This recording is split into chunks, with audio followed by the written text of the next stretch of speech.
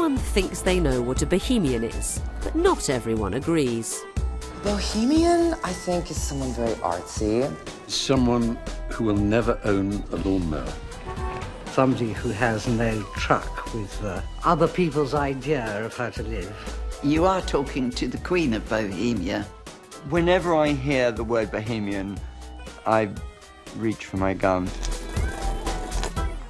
Bohemia is a country of the mind, peopled with painters and poets, pioneers and provocateurs. And you are in the centre of Bohemia, in between the Dalston and the Shoreditch and the Hackney. But have Bohemians found the secret of truth and happiness? Now, I read The Naked Lunch and then became a junkie, you know.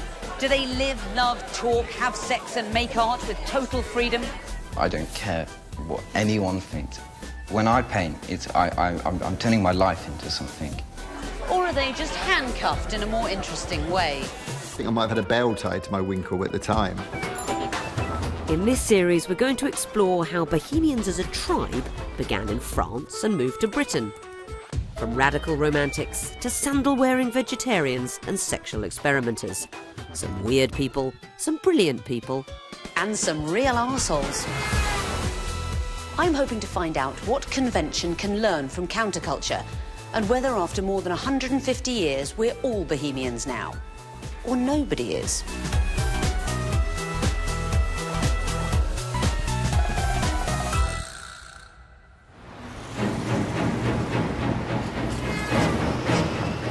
Our story starts across the Channel. Paris, 1830. Revolution was in the air. At the Comédie Française Theatre, crowds gathered for the opening of a new play written by renowned romantic Victor Hugo. But they didn't queue up politely. They were spoiling for a fight. On one side, the bourgeois, conservative, theatre-going establishment. And on the other, a raggedy group of drunk and boisterous students, brimming with revolutionary Republican fervour. Once the curtain went up, the two sides were shouting at each other so loudly that no one could hear the play. In the ensuing fracas, a painter lost a couple of teeth, and the novelist Balzac received a cabbage in the face. This was, in fact, an elaborate publicity stunt dreamed up by the playwright Victor Hugo himself. The rabble-rousers were poets and artists who'd been invited along to make a lot of noise and draw as much attention to themselves as possible. They dressed deliberately flamboyantly and behaved deliberately provocatively. This curious gang would come to be known across the globe as the first Bohemians. Chief among them was Théophile Gautier, a charismatic young poet who stood out for his extraordinary puce doublet and his long flowing hair. Gautier and his friends pioneered the cliché of Parisian arty living, painting, writing, and having deep talks and wild parties. There were a phenomenal number of artists and poets living in Paris in the 1830s. Paris was a magnet, a sort of Babylon, if you like. It always had a reputation as being a rather exotic centre, but it took a leap into greater exoticism, greater magnetism. It was a city of sin, a city of art. There'd been a major regime change in 1830. That, of course, had been the revolution in 1789 and the Terror. Paris was awash with a kind of lumpen proletariat that had been sucked in from the provinces. And there were a lot of people who were simultaneously culturally deracinated and aspirational. And those are really the conditions required for the generation of Bohemia.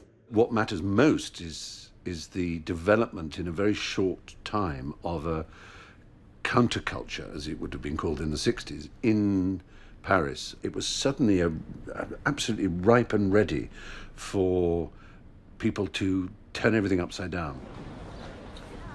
Fancying themselves as radicals, Gautier and his friends were absolutely determined to épater la bourgeoisie, or shock the middle classes. They gave brass band concerts despite not being able to play any of the instruments. The poet de Nerval was said to take his pet lobster for walks on a leash. And neighbours of the poet Petrus Borel and the sculptor Jean Duseigneur complained to the police about their rowdy naked garden parties, where there'd be signs up saying all clothing is prohibited. And I imagine everyone had a lovely time, but nobody wanted to hold the lobster.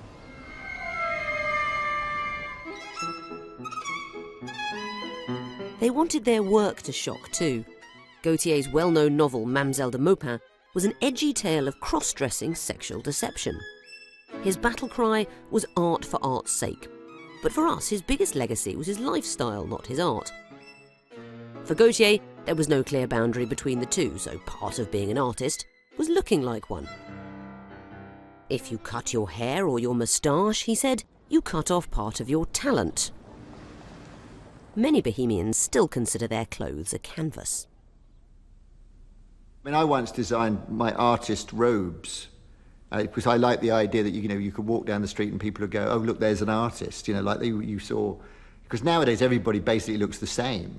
And so I like the idea that you had a role in society, like a kind of guild, like the ancient guilds, and oh yes, artist. Immediately a bohemian. Gautier and co. didn't just try to look alternative. They also chose to hang out on the grubby left bank, traditionally the home of the Parisian gypsies. And it was this that led to the name which would become forever associated with struggling artists. At the time, the word Bohemian was used as a term to mean gypsy, and it had been since the 15th century, because of a mistaken belief that all the travellers in Paris came from Bohemia, which is now in the Czech Republic. But it came to be used to describe these artists. They lived here in the Latin Quarter, which was a big centre for the travelling population of Paris, and they dressed in a similar way, with their extravagant costumes and beards and so on. Also, obviously, there was a sense of being nomadic, a bit alternative, a bit outside society. The very first time the word in the arty sense appeared in print was in 1834, in an essay by a chap called Felix Pyat, who defined it like this. The mania for young artists to want to live outside of their time or their era, with alternative ideas and alternative behaviours, isolates them from the world, turns them into strangers, puts them outside the law, outside the reach of society. They are the Bohemians of today.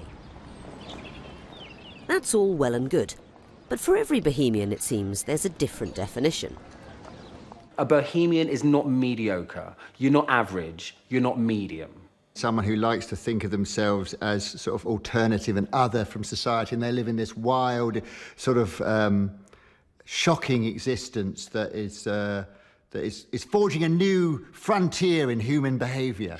Bohemians actually like to read, they like to paint, they like to ponder. Raffish, naughty. Somebody who is putting art before money, I suppose. And going to bed with whoever you want, whenever you want to, with luck. Useless, self-indulgent, almost always talentless. Just lovable. The best in humanity. I think of somebody living in a rather peeling Victorian or possibly Regency house, smoking a bit of dope, drinking a lot of red wine, reading a lot, and experimenting with various ways of expressing one's sexual identity. Smelling of patchouli, that dates me. That's Leamington Spa, 1978, I was there. Traditionally, the natural habitat of Bohemians was the café, the perfect place to see and be seen. Pascal Montfort is a doyen of Parisian café society, an intellectual, a fashion director, and lead singer in a band. The cafe is really part of the artist lifestyle in Paris for sure, because that's where you find the energy of the city basically. Even if you're poor, you start the morning with a black coffee, and then you go with tartine, and then you go to you buy your lunch, and you stay and you drink and you drink and you drink more and more and more. And that's also something important in the cafe. That's where you can be absolutely free to express and tell what you have to tell, because because you're drunk, and nobody will complain about that. And so what would you say is a classic bohemian, an original 19th century bohemian? How would you recognise that person? The most important thing is freedom, like not following anybody else's rules, but following your rules. Having fun as much as you can, having your own values. Are you a bohemian? Oh, yes. Oh, yes. But what do you mean by that? I'm not afraid of life. I want to live as much as I can, the maximum of good experience, and even if my planning is really done, I can change my mind like really quickly. If I meet with someone absolutely nice, a nice girl who will say, hey, would you like to go with me to Deauville this afternoon instead of working? I will probably do it. Wow. Because I'm sure that the experience that I can have with her will be much, much, much more interesting for the rest of my life. What if the hotels are full and it's raining there and you haven't brought the right clothes? That would be my concern. You've got to think ahead about when you get to Deauville, all the problems you might encounter because you didn't plan it. You don't worry about that? Oh, no. A planning life is boring, for sure. We didn't go to Deauville.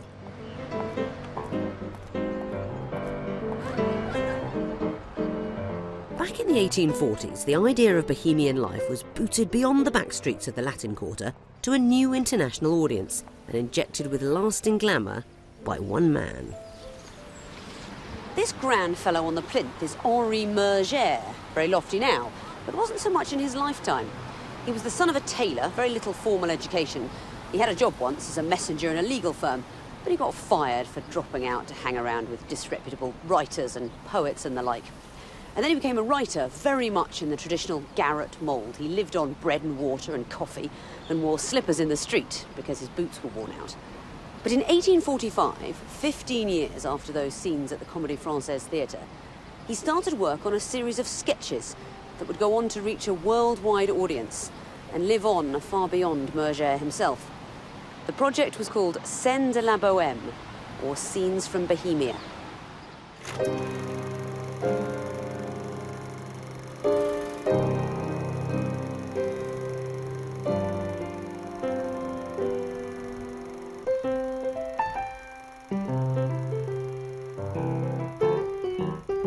The characters in La Bohème were based on Murger himself and his friends. This silent film from 1926 shows especially well the enduring stereotype of Bohemia that Murger's sketches established, a charming garret life of art, friendship and love. MGM Studios, whose motto, like Gautier's, was art for art's sake, were inspired here by Murger, and also Puccini's take on his stories in the opera La Bohème.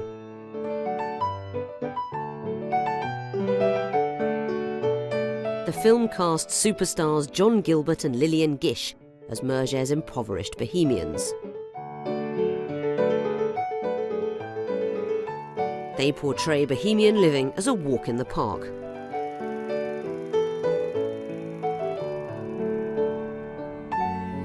But Murger himself wrote that every day is not gay in Bohemia. His original stories also showed the real perils and hardships that accompanied poverty. He and his friends had often spent, as he put it, half the day not eating and the other half dying of cold. Some Bohemians did die. There was no one to pick up the pieces. There was not a welfare state.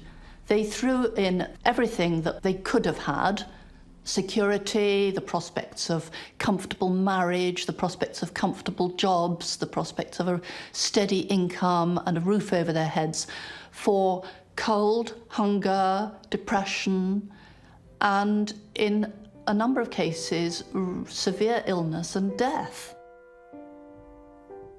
The world is cruel to artists, and it's cold, and you're not paid properly, and almost the moment you become a successful artist, you stop being a bohemian. I've been poor enough that I've had to move my one light bulb from one room to the next.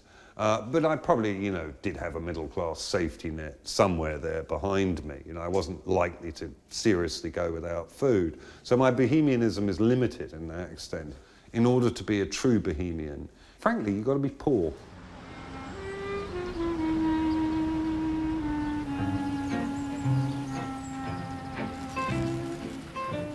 Merger's stories, the characters don't reject wealth as such. They actively pursue it. They're trying to sell artworks to make money.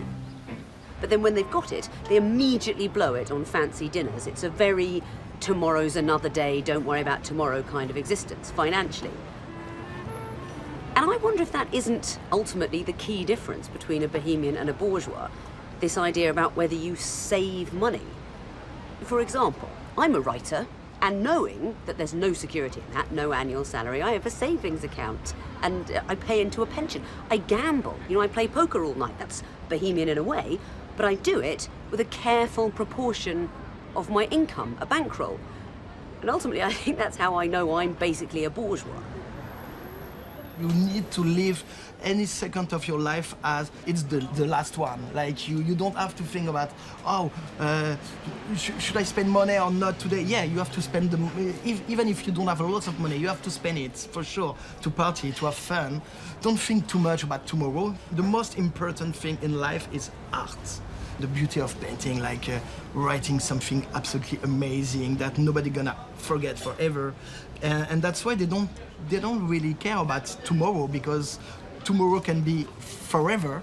If you do a piece of art, will never be forgotten by anyone.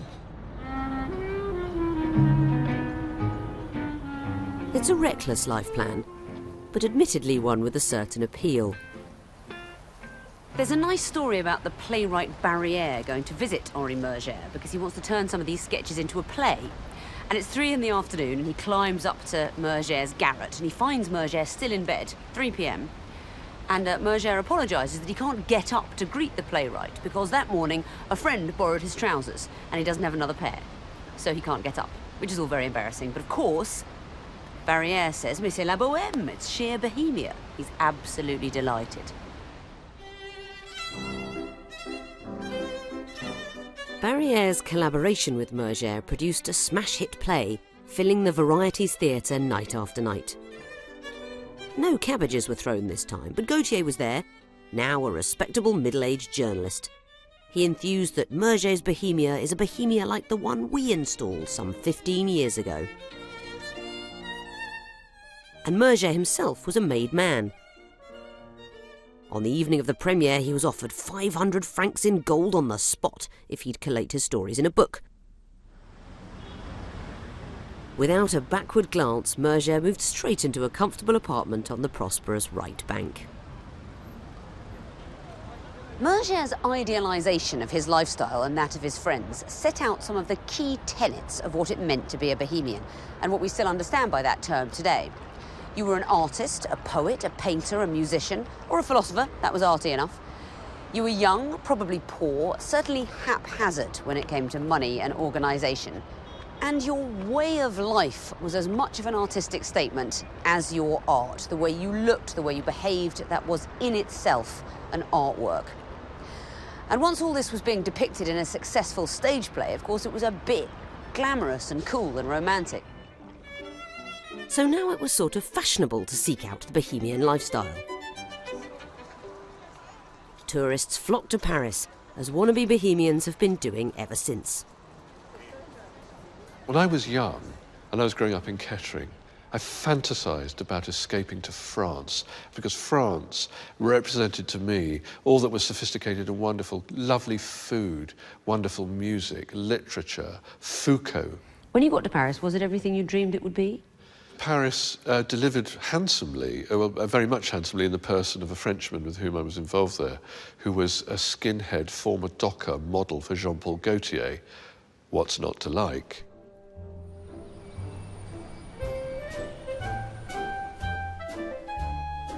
Among the 19th century bohemian tourists was William Makepeace Thackeray, a young British art student who quickly discovered that his real talent was as a writer.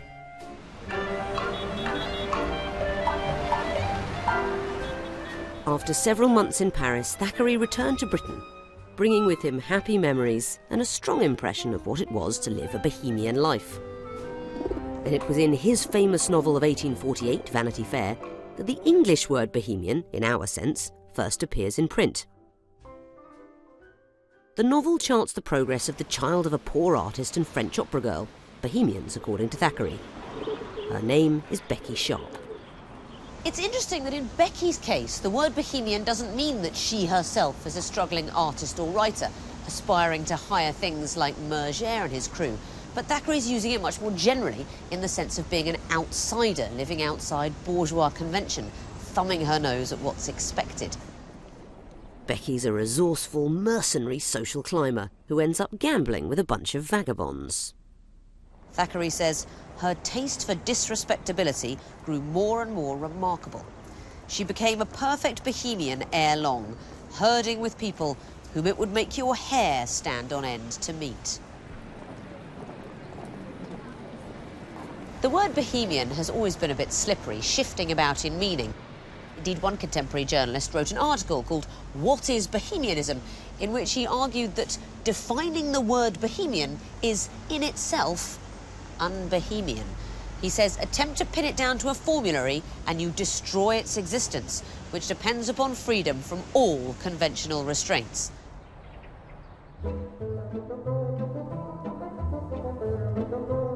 Convention and restraint were the touchstones of Victorian Britain. The art reflected that. Paintings with, as critic John Ruskin put it, eternal brown cows in ditches.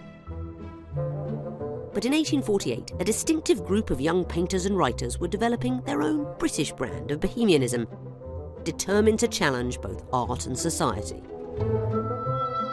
They named themselves the Pre-Raphaelite Brotherhood. They didn't call themselves bohemians, and initially, as far as we know, nor did anyone else. But we can see a clear link with those original Parisian bohemians that Murger wrote about.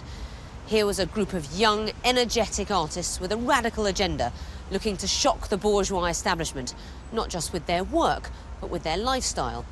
And in fact, being British and more famous to us today than those original Paris bohemians, they arguably had a greater influence on our idea of what the word means. Certainly, by the end of the 19th century, they were being referred to as the real Bohemia. Take Dante Gabriel Rossetti.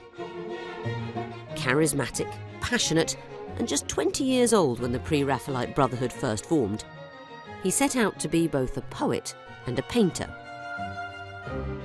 His father was a political refugee from the Italian Risorgimento, who was exiled from Italy, pursued by the authorities. So as a child, Rossetti is sitting on the floor drawing, whilst, the old men are talking about political revolution all around him.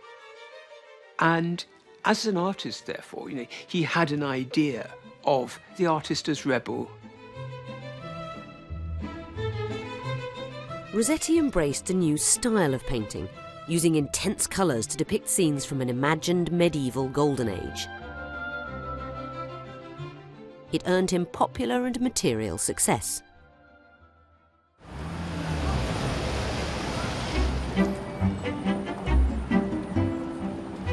This is Chelsea.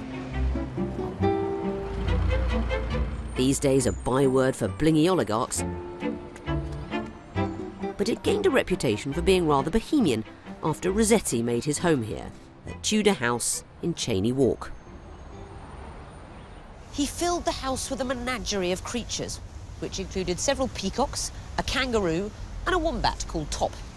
His great dream was to acquire a young elephant that he would train to clean the windows. Perhaps it was difficult to hang on to a human cleaner, what with all the peacocks. He told a friend that he dreamed of a man passing the house, seeing the elephant cleaning the windows and saying, "Who lives in that house?" and being told, "Why, it's the painter Rossetti," to which the person would naturally say, "I should like to buy one of his pictures." Which is quite interesting because it suggests he wasn't completely away with the fairies. He had figured out that unorthodox living might have a certain commercial value. Quite apart from the menagerie, Rossetti shared his home with a bunch of arty, unorthodox lodgers. There were rumours about the poet Algernon Swinburne and the painter Simeon Solomon sliding naked down the banisters. Again, you simply wouldn't want to be the cleaner. There were tales of Rossetti angrily hurling a cup of scalding tea in the face of the writer George Meredith, about impromptu parties, all-night drinking, nocturnal poetry readings, and Rossetti's addiction to the powerful sedative chloral hydrate. And all of it commemorated by a wholesome water fountain.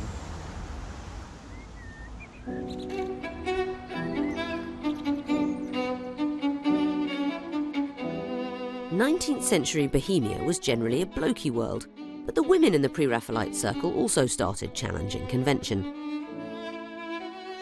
They carried the medieval theme into their dress, designing loose, untailored clothes to allow freedom of movement. It's a style not a million miles from the one fashion magazines still like to call Bohemian, which also takes some inspiration from the old association with the gypsies. That would have been a very big step at that particular time. You're thinking in the 1850s you had the crinoline, then you had stays and corsets, which put women in a particular shape. So if you actually abandoned that, and you have this straight shape or this slight S bend, that would be seen to be sort of loose, unrestricted, and maybe people associated looseness of dress, looseness of hair, with looseness of morals. Rossetti and his friends didn't just adopt the outward trappings of a Bohemian life. They chose to live very differently from your average straight-laced, family values Victorian. This house belonged to Rossetti's great friends, the poet and designer William Morris and his wife Janie. They commissioned and created it as a monument to medievalism, inviting Rossetti and their other mates to help them decorate. In a sense, the artists were sort of hermetically sealing themselves off from society, living in these medieval sort of fantasy mansions or palaces. And the idea was it's separated in this way and protected. You could actually indulge your interests and your fantasies, and your art can become your life. The two were synonymous. And that's what I think made them Bohemian, in that they didn't actually distinguish between the professional life, the artistic life, and the personal life. In fact, their artistic and personal lives merged on the very walls of the house. Here's William and Janie Morris as medieval king and queen. And here, a little tribute to Rossetti's beloved pet, a royal wombat. They're shown as a close and unified couple. It was a bit more complicated than that in reality, thanks in part to their friend Rossetti. There were a lot of women in Rossetti's life, a few particularly loomed large. There was Lizzie Siddal, an artist and model with whom he had a long, tortuous affair, but after they finally married, she committed suicide. Simultaneously, he was having an affair with the prostitute Fanny Cornforth. Rossetti made her his housekeeper, giving the lie to the old expression a woman should be a housekeeper in the kitchen and a prostitute in the bedroom. Fanny Cornforth, like me, was the other way round. Then there was his friend's wife, Janie Morris, and it was here in the Red House that they fell in love.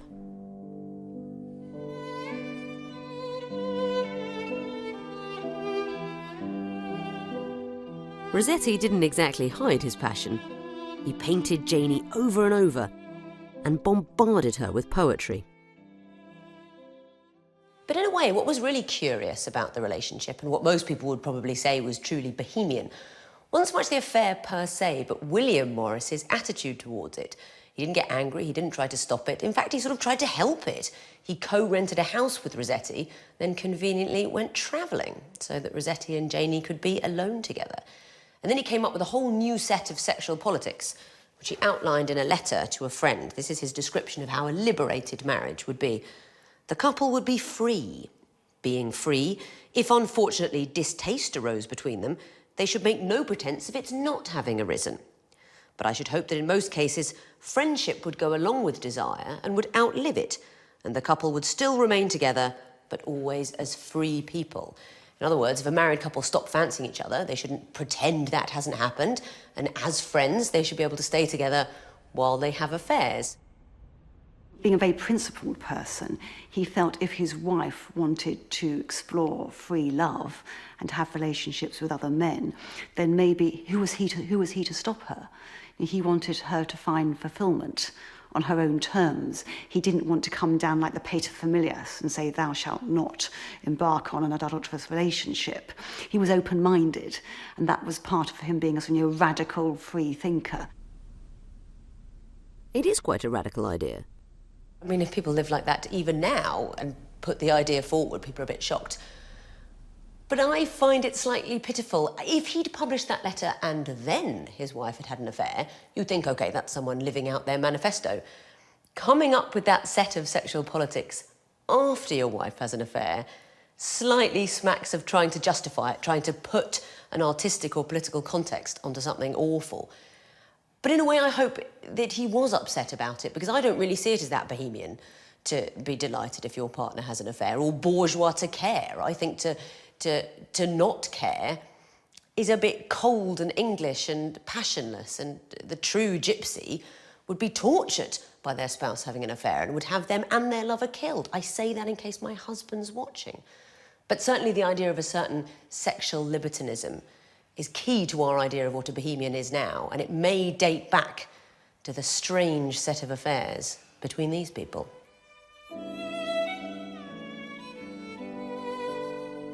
Not everyone was as open-minded as William Morris. As Rossetti's paintings and poems became markedly more sensual, he and his circle came under attack in the press for immorality. In 1871, rival poet Robert Buchanan castigated the group for indulging fleshliness as the supreme aim of art. He denounced Rossetti's works as a morbid deviation from healthy forms of life. All the gross and vulgar conceptions of life which are formulated into certain products of art, literature and criticism emanate from this bohemian class. So there we have someone identifying Rossetti and his circle as bohemians, but it's fully negative. There's no nuance, there's no, they're interesting, they're attractive, but we're not sure. These bohemians, he says, are awful. He goes on to say, there lies the seat of the cancer, there in the bohemian fringe of society, spreading daily like all cancerous diseases, foul in itself and creating foulness. Really strong language. He's not just saying, well, that's not my kind of art, not how I'd live. Really angry and frightened. And I think that's a sign that these bohemians were properly threatening to the conventional voices of society.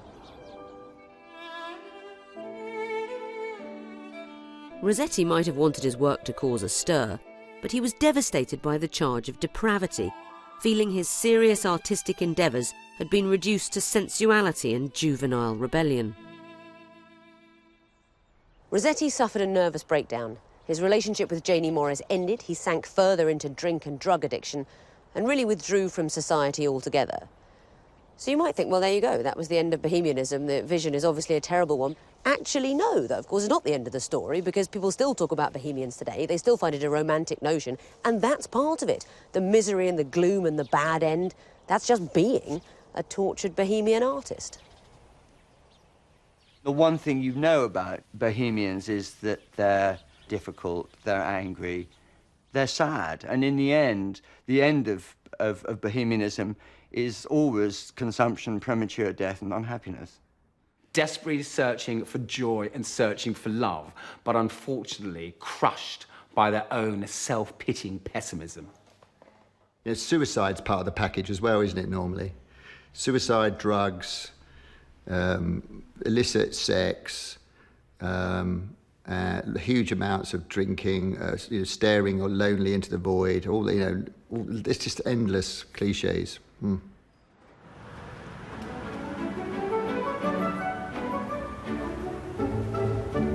Be eloquent in praise of the very dull old days which have long since passed away. In the 1880s, a new variety of bohemian came into bloom. So each one are £11. These bohemians took inspiration from Morris and Rossetti, but they were a very different kind of species from Murger's poverty-stricken garret dwellers or the pre-Raphaelite lovers of authenticity. They championed a new cult of beauty which craved luxury and prized artifice. They called themselves aesthetes. They were all about beauty and the look. Like the first wave of bohemians, they believed in art for art's sake, and setting themselves apart culturally, not just through the work, but visually, the way they looked and dressed. They believed in the vast importance of making a striking visual impression. If you're anxious for to shine in the high aesthetic line as a man of culture, you must get... The first duty in life is to assume a pose. What the second duty is, no one yet has found out. So said playwright, poet and archetypal aesthete Oscar Wilde. Your cynicism, Harry, is simply a pose. Being natural is simply a pose, and the most irritating pose I know. Oh, let's go outside. It's so stuffy in here. Wilde developed an alternative kind of rebellion. Through his image as a cultivated dandy, he was thumbing his nose at Victorian earnestness and pragmatism. I have a wonderful photograph of Wilde on tour in America in a white fedora hat and a very tight white suit that I would not have advised him to wear. And it was like, you know, it's like a photograph of one of the first pop stars, do you know? As Wilde famously wrote, life imitates art far more than art imitates life. His characters were mocking and epigrammatic like him. Or is it vice versa? Civilization is not by any means an easy thing to attain to. There are only two ways in which a man can reach it. One is by being cultured, and the other is by being corrupt. Country people have no opportunity of being either, so they simply stagnate. Why, what a very cultivated kind of youth this kind of youth must be. Wilde's glittering, biting wit made his plays hugely popular. But some critics found his constant posing irritatingly bohemian. For example, in this rather sarcastic diary piece from the Dundee Courier in 1892, the writer refers to a carefully studied bit of bohemianism on the closing night of Lady Windermere's Fan, where the author takes to the stage for a curtain call.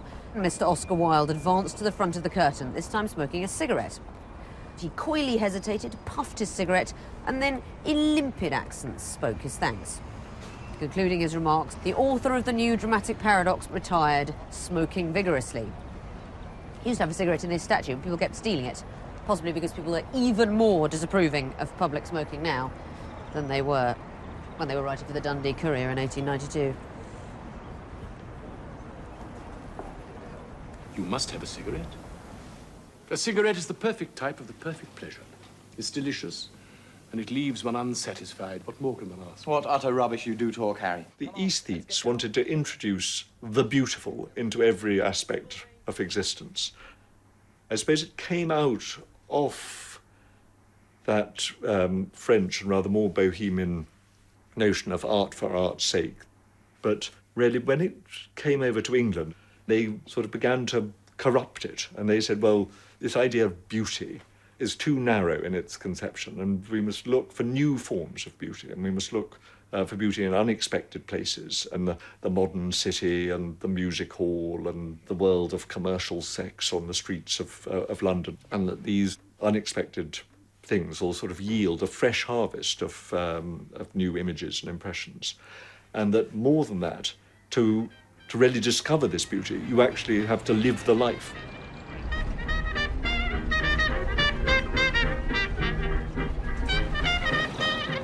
Oscar Wilde certainly got around. While his plays were delighting audiences in the West End, and with his wife and children respectably at home, Wilde explored London's seamy underworld of homosexual vice. But he also frequently held court at the centre of a shiny circle of arty friends who gathered on Regent Street at the Café Royal. Thanks very much.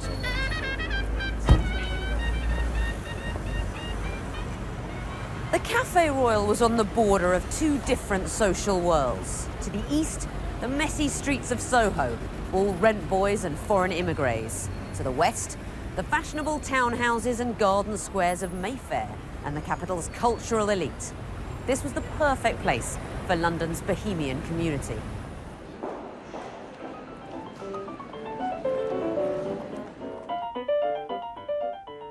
Inside, they met to talk, show off, and seek out new and intense experiences.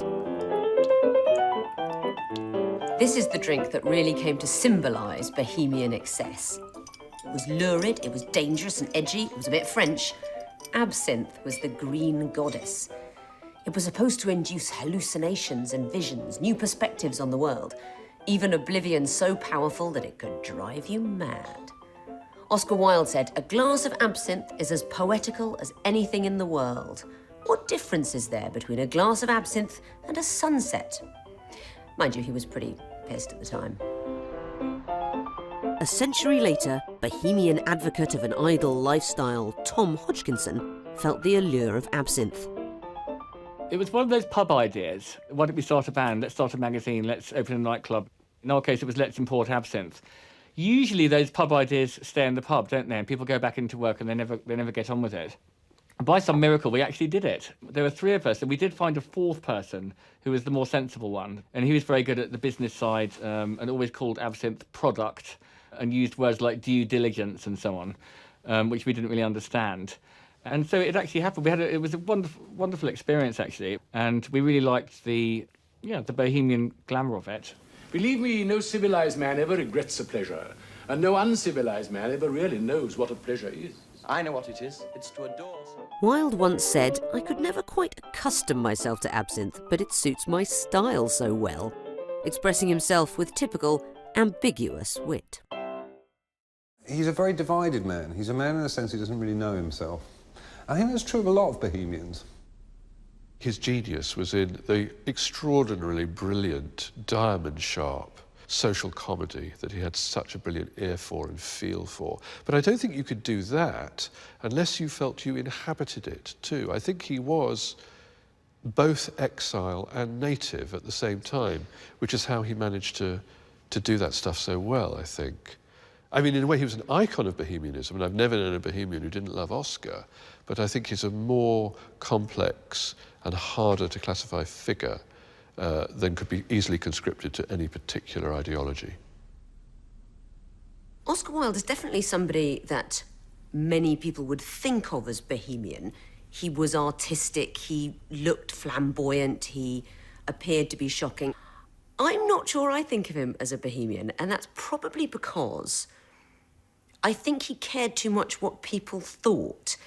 In terms of shocking the bourgeoisie, a lot of the statements in his work are almost direct inversions of prevailing Victorian morality. So I suppose in that sense, he liked to shock with what he said. But I think he did want to be accepted in high society. He had that slightly Tatler magazine thing of the people he was sending up in his work, he was also catering for. He wanted that audience to come and see him and find him delightful and celebrate him. I think artists always kind of want it both ways. I think they want to, on the one hand, have the adulation of the public, but on the other hand, they have this inbuilt desire to épater les bourgeois. There is always that wish to shock as well. But you can't shock the public unless the public are watching you.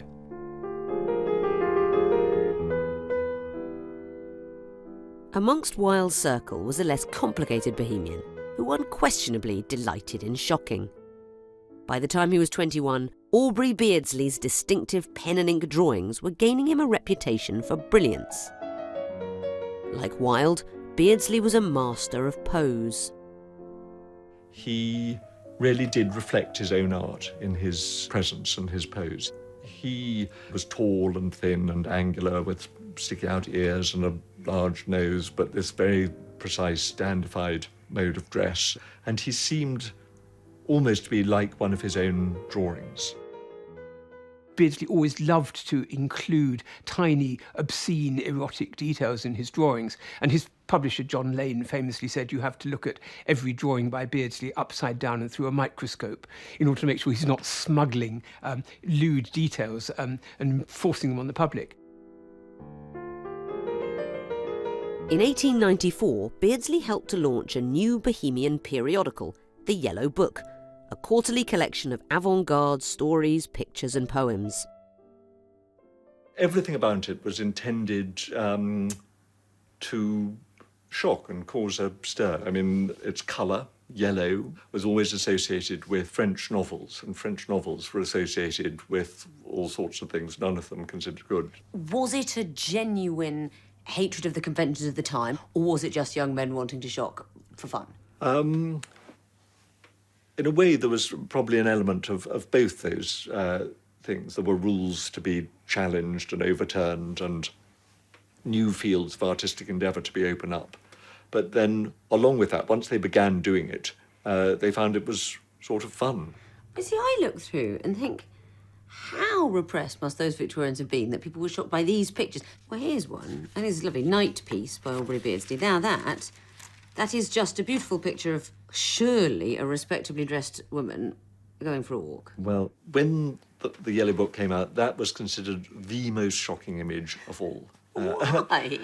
Because she's not wearing her coat. She's in an off-the-shoulder dress, and you can just about make out the facade of Covent Garden Piazza, which was a sort of notorious stalking ground for prostitutes at the time. So it seemed clear to anyone that this sort of woman in moderate déshabillé walking through Covent Garden Piazza must be a streetwalker. And then the matter was reinforced when you turned over the page. Following on from the picture was this poem by Arthur Symonds about his memories of his favourite prostitute, who he found himself often remembering, even in the midst of other cares and indeed other loves. Yes, I see. I too have sought on many a breast the ecstasy of love's unrest. That's a bit racy, isn't it? Even racier were Beardsley's illustrations for Oscar Wilde's play, Salome.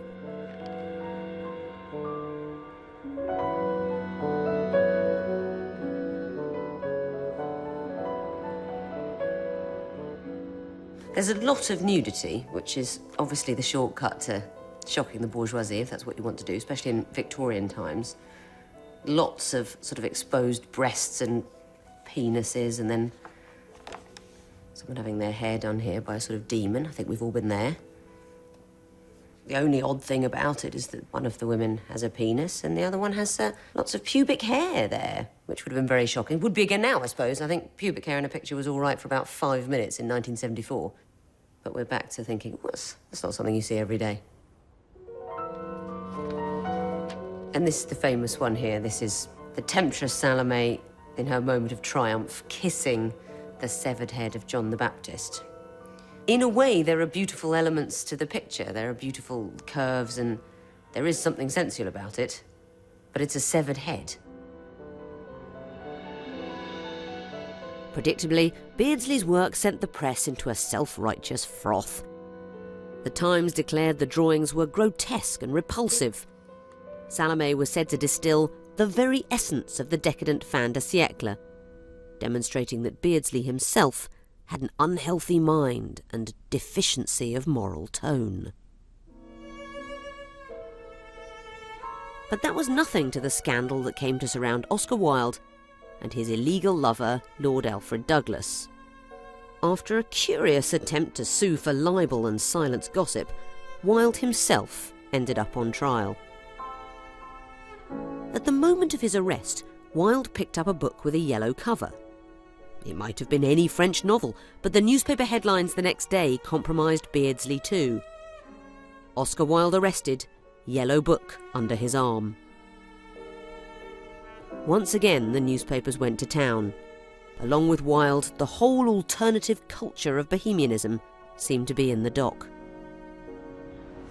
'Twas ever thus with the press, really. In being shocked and disgusted and scandalised by something, they were able to fill pages with it, pages of delicious scandal for people to enjoy poring over. And of course, readers and the public were shocked and disgusted as well, and that made it easier for them in a way, because if they were shocked and disgusted, perhaps they didn't have to ask themselves the question, should they be living like that too? If you live a fully conventional life, it's much easier to disapprove of someone who doesn't than to wonder if they're happier than you are.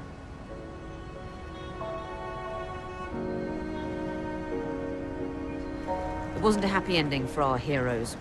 Wilde was sentenced to 2 years hard labour, and Beardsley, just by virtue of association with him, lost his job at the Yellow Book. Within a few years, both would be dead. Beardsley died at 25 of TB, and Wilde came out of prison a broken man physically, also bankrupt. He went to France, where he rattled around for a while, then died broken desolate in a Parisian garret. At the end of his life, unarguably bohemian. The Wilde trial demonstrated that at the end of the century, respectable society was still not ready for the full voice of Bohemia. And yet, it couldn't be completely stifled.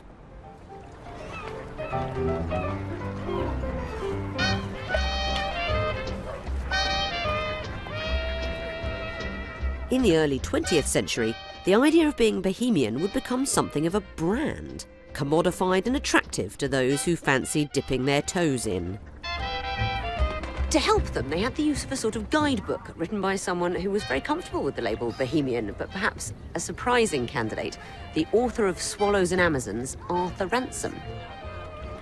Long before he turned his hand to wholesome, outdoorsy children's adventures, Ransome, aged 17, set out for London, as he described it, like Columbus setting out to a new world, a gypsy striking his tent for unknown woods. And he really lived the bohemian garret existence. He was a runner for a publishing house, he hung around with artists, and he dreamed of making a bit of income as a writer. In 1907, he published an account of his time doing that, a sort of semi-autobiographical, semi-fictional book called Bohemia in London. Where are they all, he wrote. Where is the Cartier? It is difficult to give an answer without telling lies, for London is more unwieldy than Paris. It is impossible to draw a map and say, pointing with a finger, here are artists, here romantic poets, here playwrights, here writers of polemic prose. They are scattered over a dozen districts and mingled all together. Old and new Soho. Soho has always been a merry place. Talking, drinking and smoking go better together than any three other pleasant things upon this earth. Arthur Ransome found himself some very, very cheap rented garret and sat there and looked out of the window and dreamed dreams and thought about poetry and philosophy and started to forego meals so that he could afford to buy books, which were his great passion. And he did that for 2 or 3 years. And during that time, he paid the price, actually. He ruined his digestion by malnutrition and suffered from digestive problems the rest of his life as a result. So not a very sensible thing to do, but he had absolutely no regrets. He felt that it had been perhaps one of the happiest times of his life.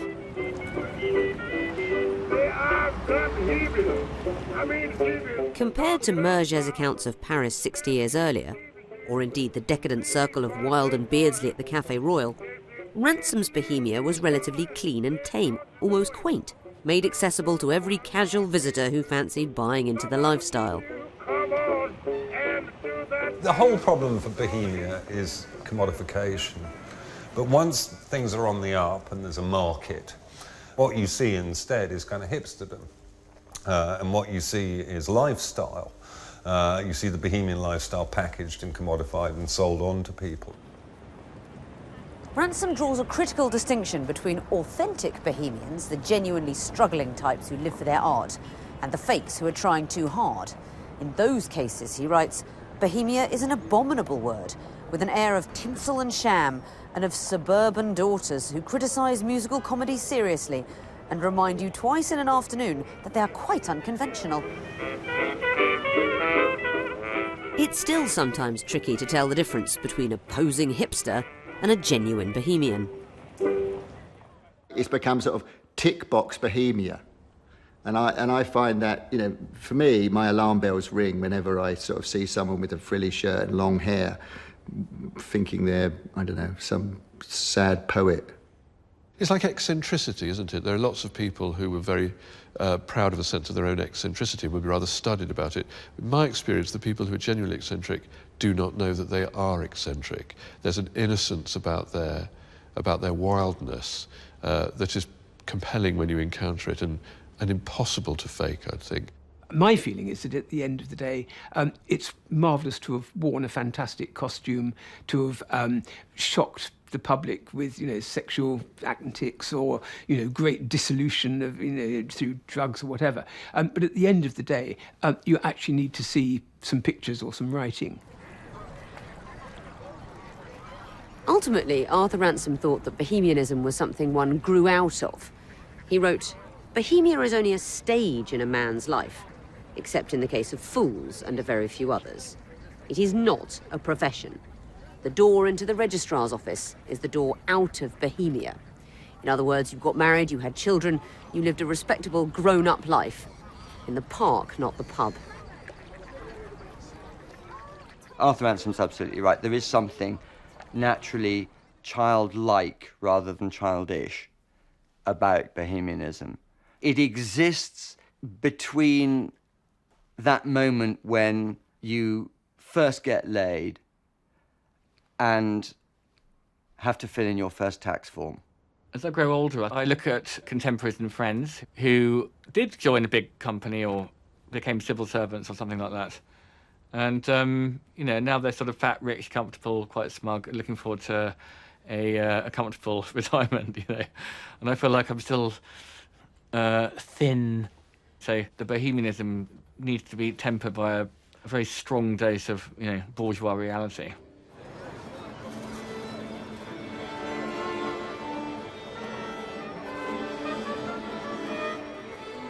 So when did Bohemia itself grow up and get fat? Back in 1897, the curtain had risen on a new opera, Giacomo Puccini's La Bohème. It was based on Henry Murger's stories from half a century earlier. Puccini's opera once again presented poets and painters starving and cold in a Parisian garret. But this version was safer and even more sentimental than Murger's. It was a tragic story, but a romantic one, boiled down into a simple, charming tale with catchy tunes. This was Bohemia to entertain rather than shock the bourgeoisie. This production, set in the hungry 1930s, is a staple of the English National Opera's repertoire. I think operas like La Bohème and possibly books like Arthur Ransom's put Bohemia into a nice little coloured box, a jewelled box, saying this is a life of incredible romance, risk, and it fools us into thinking it wasn't real. Not real, but romantic. It was Puccini's opera that really embedded the idea of the Bohemian in popular culture. It would now forever be associated with youthful passion, with artists and writers living an alternative life. So that's that. Bohemia is finally tamed, gentrified, prettified, packaged up into an acceptable, even attractive treat for the opera-going classes, having lost forever its power to shock. Or is it? Join me next week when the sculptor Eric Gill will have sex with his dog.